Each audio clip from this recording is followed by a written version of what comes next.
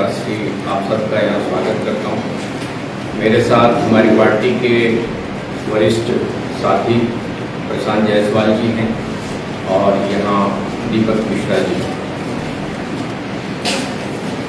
आज आप लोगों को इसलिए अवसर दिया है कि जो केंद्र सरकार की नीतियाँ हैं, जो महंगाई की मार है, उससे जो जनता से वसूली चल रही है और उससे जो कारोबार किया जा रहा है, उसकी आपको विस्तार से जानकारी दी जा सकती है। अभी हाल ही में प्रधानमंत्री ने लाल किले से जनता का आह्वान किया था कि वो भ्रष्टाचार की लड़ाई में सहयोग दें।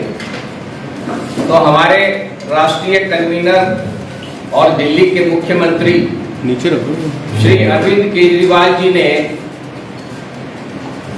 5 बड़े भ्रष्टाचार के मुद्दे गिनाए हैं जो भारतीय जनता पार्टी से संबंधित हैं और चुनौती दी है कि उन 5 बड़े भ्रष्टाचार के मुद्दों पर प्रधानमंत्री कार्रवाई करके दिखाएं।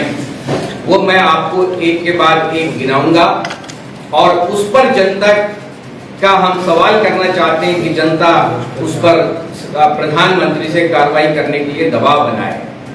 देखिए, गुजरात में पेपर लीक एक बड़ा उद्योग बन गया।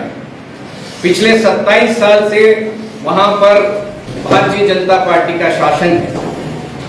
चाहे स्कूली शिक्षा या कॉलेज या नौकरी से संबंधित परीक्षा हो, पेपर उससे पहले लीक हो जाता है। आज तक किसी को सजा नहीं हुई है। प्रधानमंत्री में अगर दम है तो पेपर लीक मामले में किसी एक व्यक्ति को दोषी ठहरा करके सजा देने का काम करके दिखाएं, तब वो जनता से सहयोग मांगे। इसी तरह से गुजरात के एक निजी पोर्ट पर, प्रधानमंत्री के दोस्त का वो निजी पोर्ट है, वहां पर 22,000 करोड़ रुपए की ड्रग पकड़ी जा चुकी है। अभी तक न कोई सीबीआई की जांच है न कुछ और। हमारे राष्ट्रीय कन्वीनर श्री अरविंद केजरीवाल जी ने चुनौती दी है कि वो इस मामले में, इस सीजर के मामले में कार्रवाई करके दिखाएं गुजरात चुनाव से पहले। इसी तरह से गुजरात में जहरीली शराब से पिछले दिनों 50 से ज्यादा लोगों की मौत हो चुकी है। 27 साल से भारतीय जनता पार्टी का शासन है और ये जो शराब का अवैध धंधा है, ये भारतीय जनता पार्टी के ही नेताओं की साठगांठ में चलता है।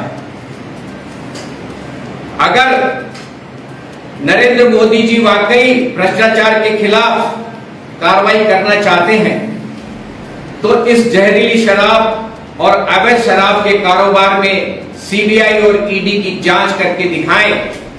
गुजरात के चुनाव हो रहे हैं, उससे पहले यह कार्रवाई होनी चाहिए। एक और अभी ताजा घटना हुई थी बरसात की वजह से। बुंदेलखंड में एक्सप्रेस वे का उद्घाटन किया प्रधानमंत्री ने। उद्घाटन के 5 दिन के अंदर अंदर वो एक्सप्रेस वे धसक गया। ये बहुत बड़ा भ्रष्टाचार हुआ था, लेकिन इसमें कोई जांच नहीं हुई है। उल्टे उन्हीं ठेकेदारों को वापस काम दे दिया गया जो इस कमजोर और इस खराब निर्माण के लिए दोषी थे। नरेंद्र मोदी जी को ये चुनौती है हमारे कन्वीनर की साहब की तरफ से कि अगर वाकई वो भ्रष्टाचार के खिलाफ लड़ना चाहते हैं तो गुजरात चुनाव से पहले इस बुंदेलखंड के एक्सप्रेसवे में जो भ्रष्टाचार हुआ है उस पर जांच करना है। अभी आपने पिछले दिनों सुना होगा कि बड़े उद्योगपतियों के करीब 10 लाख करोड़ से ऊपर के कर्ज माफ किए गए। ये एग्जैक्ट फिगर है 10,72,000 करोड़ रुपए। ये कर्ज माफी उन लोगों की हुई है जिन्होंने भारतीय जनता पार्टी के पार्टी फंड में चेक से चंदा दिया।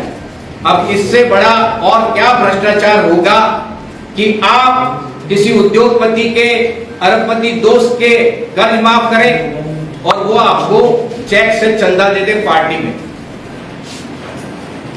नरेंद्र मोदी जी को ये चुनौती है कि इस कर्ज माफी और इस डोनेशन को वो सीबीआई और ईडी की तरफ से जांच करवाएं और दोषी व्यक्तियों को वो सजा दिलवाएं। अब मैं आपको कुछ ऐसे पॉइंट्स बताना चाहता हूं कि केंद्र में बैठी हुई भारतीय जनता पार्टी सरकार ये जो सब कुछ कर रही है, कर्ज माफी और उसके साथ विधायकों की खरीद फरोख्त, ये कहां से हो रही है, कैसे हो रही है, ये आप तफसील से सुनिए। आपको पता होगा अब तक भारतीय जनता पार्टी अनेकों राज्यों में दूसरी पार्टियों की सरकार खरीद फरोख्त के जरिए गिरा चुकी है। मैं आपको गिना दूं नाम। महाराष्ट्र का तो ताजा उदाहरण है, महाराष्ट्र में तो हाल ही में सरकार गिराई गई है।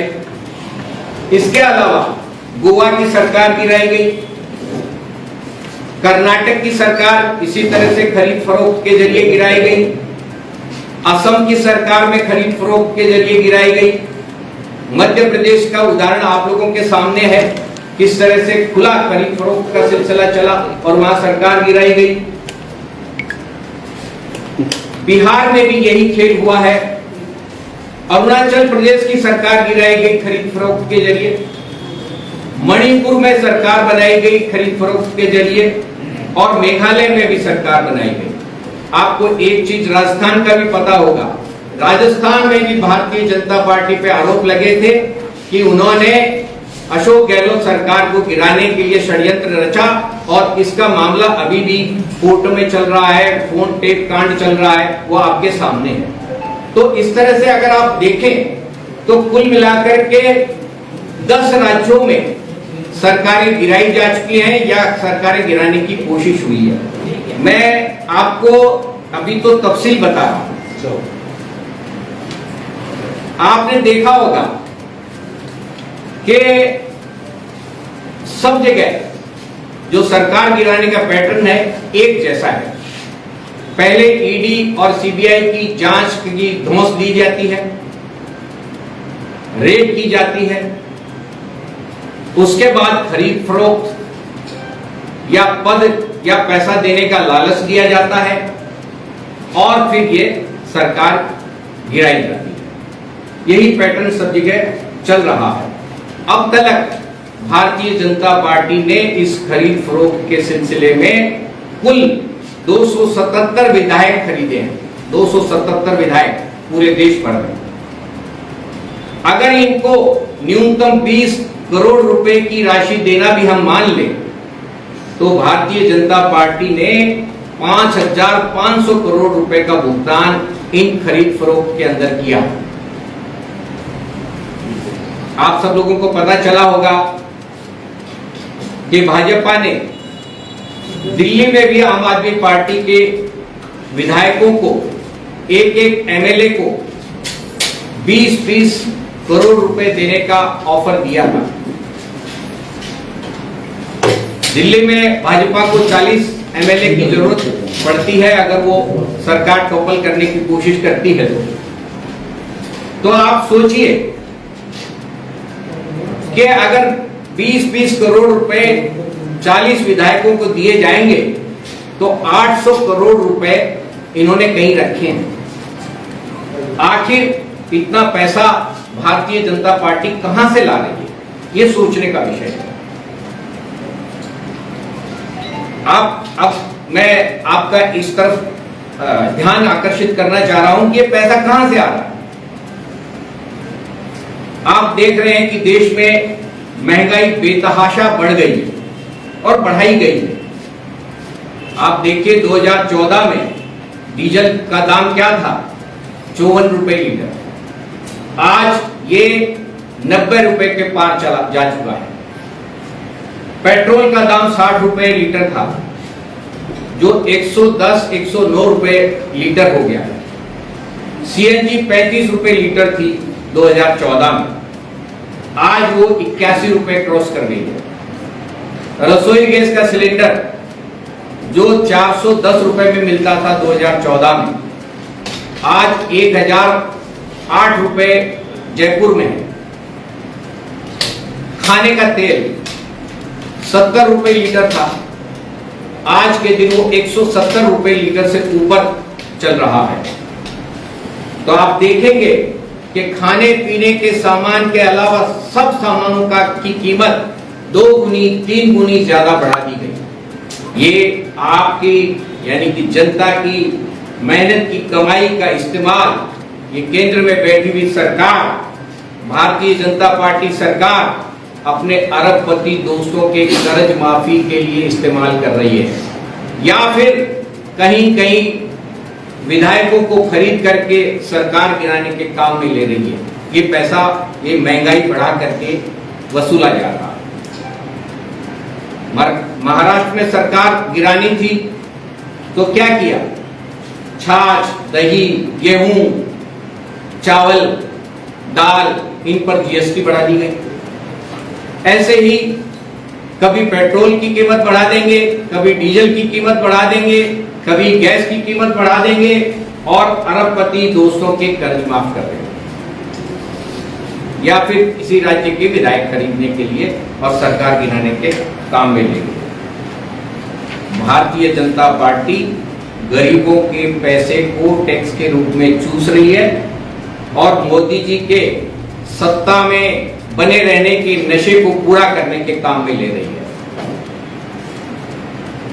मैं एक बार फिर उन 5 मुद्दों को आपके सामने रखना चाहता हूं जिन पर हमारे राष्ट्रीय कन्वीनर और दिल्ली के मुख्यमंत्री ने 5 मुद्दे गिनाए हैं और प्रधानमंत्री को चुनौती दी है कि अगर उनमें दम है तो गुजरात के चुनाव से पहले उन सब मुद्दों पर कार्रवाई करके बताएं, जिनमें एक तो पेपर लीक है। पेपर लीक के मामले में आपको पता होगा, ये पेपर लीक गुजरात की समस्या नहीं है, ये राजस्थान में भी उद्योग की तरह से पनप रहा, लेकिन गुजरात अग्रणी राज्य है जहां पर पेपर लीक युवकों के लिए एक बहुत बड़ा सिरदर्द हो गया है। उनकी पढ़ाई नहीं हो रही है ठीक से, उनकी नौकरियां नहीं सही तरीके से सही लोगों को मिल रही हैं, परीक्षा से पहले हर पेपर लीक हो रहा है और उसमें एक बहुत बड़ा बिजनेस होता है। इसमें भारतीय जनता पार्टी की सरकार के लोग शामिल हैं। प्रधानमंत्री को यह चुनौती दी जाती है कि वो किसी एक व्यक्ति को पेपर लीक मामले में दोषी ठहराएं, उसके खिलाफ मुकदमा चलाएं और जेल में डालें और ये कार्रवाई करके दिखाएं। 22,000 करोड़ रुपए की जो ड्रग पकड़ी गई है मोदी जी के दोस्त के बोर्ड पर, उसमें अभी तक जो दोषी लोग हैं, असल दोषी हैं, उन पर कोई कार्रवाई नहीं की गई है। अगर मोदी जी में दम है तो इस सीजर के ऊपर कार्रवाई करके दिखाएं। इसी तरह से जो पिछले दिनों शराब कांड हुआ था जिसमें 50 से ज्यादा लोगों की मौत हो गई थी, ये सारा कारोबार भारतीय जनता पार्टी के नेताओं की देखरेख और उनकी सांठगांठ में चलता है। मोदी जी को ये चुनौती है कि अगर वो भ्रष्टाचार के खिलाफ कार्रवाई करना चाहते हैं तो इस शराब कांड में गुजरात चुनाव से पहले दोषी लोगों के खिलाफ सीबीआई ईडी की जांच करवाएं और उनको सजा दें। इसके अलावा आपको पता ही है, बुंदेलखंड के अंदर जो एक्सप्रेसवे धसक गया था, उस मामले में सरकार ने दोषियों के खिलाफ कोई कार्रवाई नहीं की है, कोई ईडी की जांच या सीबीआई की जांच नहीं की है। उल्टे उन्हीं ठेकेदारों को वापस काम दे दिया गया, ठेका दे दिया गया है। मोदी जी को ये चुनौती है कि गुजरात चुनाव से पहले वो इस एक्सप्रेसवे में हुआ घपला, उसके मामले में सीबीआई और ईडी की जांच करवाएं और दोषी लोगों को सजा दिलवाएं। ये जो कर्ज माफी का सिलसिला है, 10,72,000 करोड़ रुपए का अरबपति दोस्तों का, पहले इन्होंने कर्ज माफी की और उन्हीं दोस्तों से पार्टी फंड में चेक के जरिए, ये प्रमाण है कि उन्हीं का कर्ज माफ हुआ और उन्हीं ने चेक के जरिए पार्टी फंड में चंदा दिया। इससे बड़ा और भ्रष्टाचार कोई हो नहीं सकता है।